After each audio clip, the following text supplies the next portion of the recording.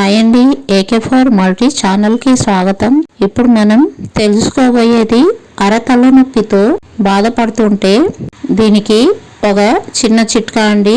దీనికి కావాల్సినటువంటి మూడు వస్తువులండి.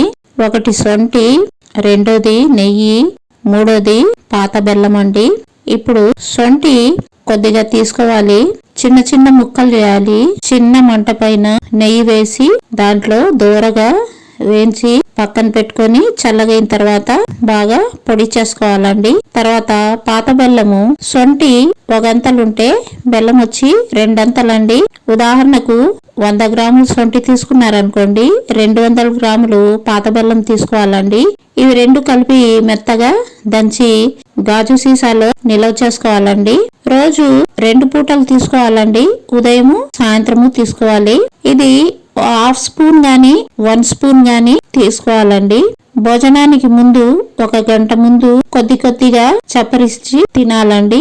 ఏ విధమైనటువంటి అరతల నొప్పి అంటే ఏ దోషం వల్ల గాని, పిత్తం వల్ల, కఫం వల్ల, వాతం వల్ల వచ్చినటువంటి అరతల నొప్పి గాని, నిండు తలనొప్పి గాని, కఫ భారంతో తలనొప్పి వస్తుంది అది గాని, ఏమైనా ఏ తలనొప్పి అయినా సరే అతి సులువుగా అతి తొందరగా తగ్గిపోతుందండి. వేడి వల్ల వచ్చిన తలనొప్పి అయినా కూడా తగ్గిపోతుందండి.